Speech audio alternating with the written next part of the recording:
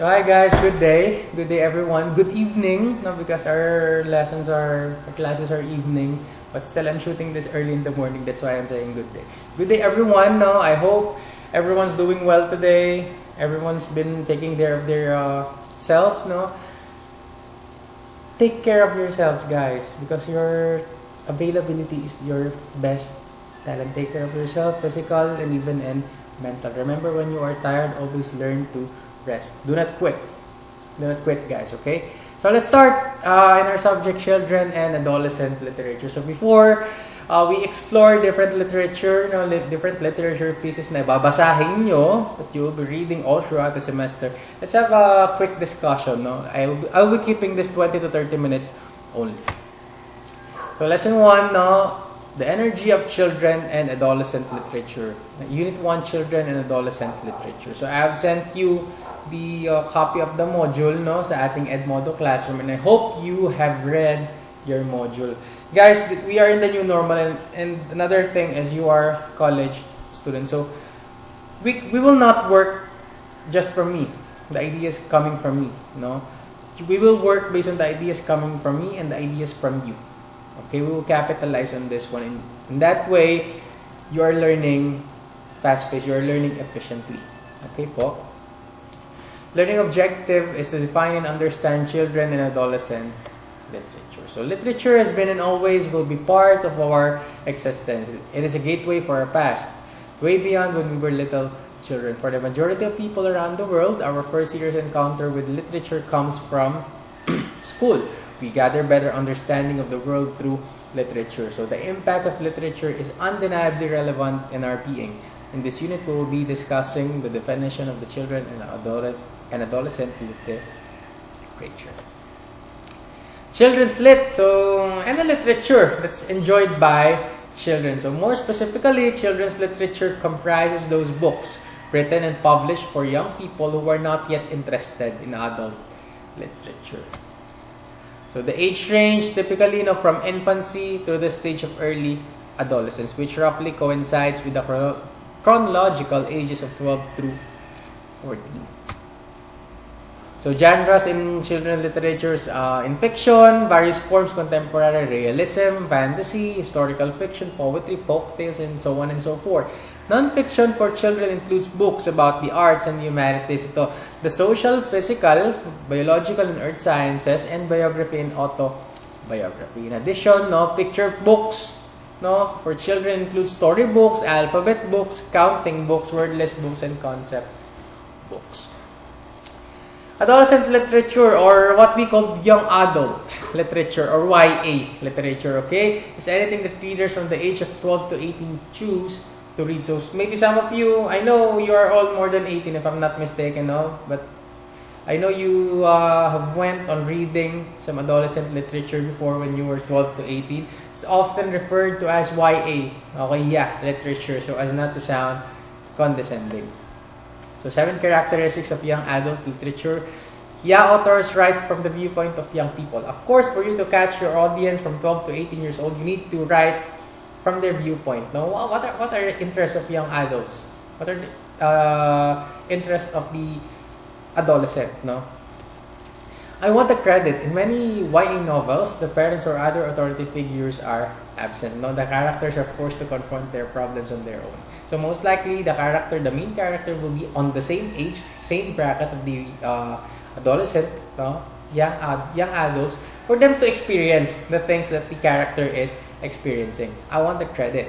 The literature is fast-paced. The story is told as a frantic pace with emphasis on powerful images. Yeah, literature involves a variety of genres and subjects, with about half being contemporary realistic fiction. So there are a variety of genres and subjects, and they are focusing more on the contemporary, makabago, and realistic fiction.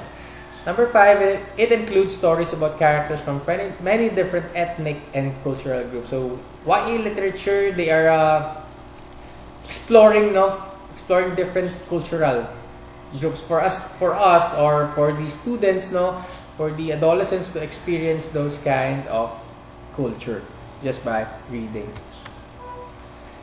YA books are basically optimistic with characters making worthy accomplishment. The characters are faced with challenges which earn the reader's respect, even if they don't succeed. Number 7, successful young adult novels deals with emotions that are important to young people. So these are the 7 characteristics of young adult or adolescent literature. So watch, the link is on your module, right? Just copy paste it on the browser, in your browser. What is unique about children's literature? So activities assessment will be discussed in Google Meet course on our Edmodo classroom. So Unit 2, fast-paced history of children's literature and adolescents literature. So I'm trying my best to keep this fast-paced for us to have a Google Meet session later para doon natin i-clarify yung mga things na malabo. We can discuss it there. And of course, for us to save time, to save money, and to save effort. I know we are all in the hard times today because it's the new normal. If it's face-to-face, it's quite easy for us to have a face-to-face interaction. But then, pandemic happened and we need to live with it. Okay? Objectives, discuss the brief history of children and adolescent literature and create a timeline of children and adolescent literature. So history on the books. The idea is somehow overused all the time. But what is the history of the books? We will explore it on the second unit. So surprise, this part will be discussed by you and your partner on our Google Meet session later using your own PowerPoint presentation.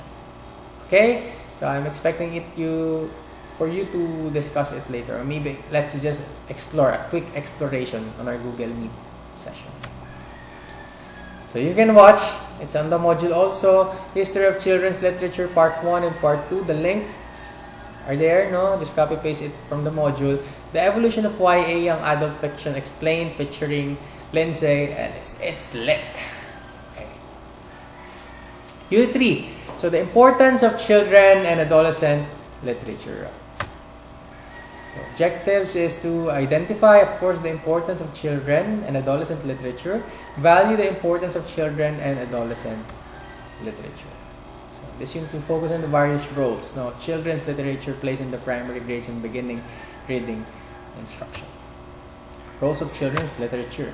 First one, children's literature as a space for thoughtful discussion. So reading aloud and discussing stories in informational text with young readers creates a space for young readers to consider and discuss the ideas and themes inherent in children's literature. So children's literature is one of the opportunities for us teachers when we will be teaching pupils, children. This is one of the advantages. We can use children literature to have a thoughtful discussion. So maybe as a teacher, we can introduce new stories, new themes, new information to our students. Then we can connect the information that we are trying to connect to them. We can collaborate it on the existing knowledge that they have. In that way, we are scaffolding. We are connecting the information that we are trying to digest to them, and also we are connecting it to their prior knowledge. In that way, we are doing the scaffolding. Okay po. Next one. As a catalyst for building a community of readers. So as Frank Smith said, teachers need to invite children to join the literacy club. So we measured literacy if we can read, we can comprehend, we can understand, right? So as a teacher, our primary role is to build a community of readers, for them to join the literacy club. The social nature of literacy is often overlooked in the primary grades. The entire focus of the reading for workshop is in decoding skills. So teachers, as teachers, we can do we can lead a read aloud session in our children. We can also have an interactive discussion with each and every one na children, basing on the children's literature. So as vicarious experience, reading children's literature provides a platform for children to experience people, places, and circumstances that they may not be able to experience in real life. Have you ever experienced when you are reading, it's like you're also feeling the emotions of the main characters, right? In that way, we can also experience things. Okay, we can develop empathy on our students, no, because they are already experiencing it unconsciously while they are reading. No, we can develop their empathy, and they can understand life more, no, understand life in more meaningful ways. So children's lit, no, for developing curiosity and imagination. So a primary goal, of course, of education should be developing a sense of wonder, so indestructible that it will last throughout one's lifetime. So if they are relating the experiences, no, they are developing also their curiosity and imagination. So maybe we can have an activity, a read aloud session, no, and let them visualize, no, the main characters. We can read aloud the children's literature piece, and they can imagine it, no, they can work on it and ask them, well, what do you visualize? Now, in that way, they are developing their curiosity and imagination. Developing narrative competencies. Color 1997 suggested that adult readers need to develop a sense of literary competence to become more sophisticated readers of literature. In much the same way, young readers need to develop a sense of what a written narrative is. The various ways narratives are structured and how written narratives differ from oral stories. So, if they will continuously read, no, children's literature, they can develop their narrative competencies, no. Mentor text for writing. So reading like a writer. Of course, if you are reading, no, you are supplementing yourself with a lot of information, with a lot of ideas. In that way, unconsciously reading, no, it mentor us. It mentor the pupils, the children, for their writing skills. No, you cannot write if you cannot read. Right? Tama po ba? You cannot write what you cannot read. It should be in a good relationship. Developing a sense of being a reader. So reading books about becoming a reader and the process of reading enables students to share their concerns and success in a relatively risk-free environment. Way of coming to know the world, no? Less like what I've told you, by reading, they can experience things that they haven't experienced before. So some informational texts, no, spark curiosities. Encourage further readings and research and answer many of the questions students pose. Remember, the most curious kind of person in this world are children. No? So we can capitalize this one by using children's literature. Develop their curiosity, no? They can do some research on their own and they can find answers. In that way, they are becoming a curious person all throughout. Okay, way of developing reading abilities, no, allows for opportunities to model and scaffold the development of young readers' reading abilities. Next, the value of children's literature. Number 1, the first value to note is that children's literature provides students with the opportunity to respond to literature and develop their own opinions about the topic. So again, the scaffolding, no, their existing prior knowledge, no, we can always connect it by using children's literature, and this strengthens the cognitive developmental domain as it encourages deeper thought about the literature. So quality lit does not tell the reader everything he or she needs to know. It allows for some difference in opinion. So we can work on it. We can, as a teacher, we can work on it. The students can discuss. Now the pupils can discuss on the differences of their opinion on a healthy discussion. Number 2, second, children's lit provides an avenue for students to learn about their own cultural heritage and the cultures of other people. When they are reading children's literature, no, they will be exposed, no, on different culture and somehow on the culture of their own. It is crucial for children to learn these values because developing positive attitudes towards our own culture and the culture of others is necessary for both social and personal development. We can develop empathy. No, we can develop the sense of the diversity. We are already accepting the diversity. If the children is exposed in children's literature, that is one of the values of children's literature. The exposure, the exposure of their own culture, their own heritage, and the culture of other people or other children. Excuse me. Third, children's lit helps students to develop emotional intelligence. Stories have the power to promote emotional and moral development.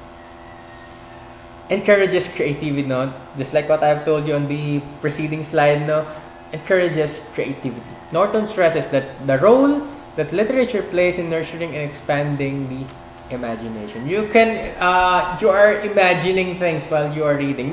Kahit when you are adult, for us, no, mga adult, young adult, when we read, no, we imagine those things. And in that way, we are being creative. No? For example, the main character wears a white dress with a sampaguita on his or her neck. Wears a white dress with a sampaguita on her neck, right? With a watch on the left hand. We are imagining it in a different perspective. And of course, we are also imagining what is the look of that person, the face of that person in different perspective. Different point of views. So in that way, we are developing creativity in our children. Okay, children's lit value because it fosters personality and social development. So children are very impressionable during the formative years, and children's literature can help them develop into caring, intelligent, and friendly people. So you become what you read. No, that's one of the cliche terms. No, cliche terms.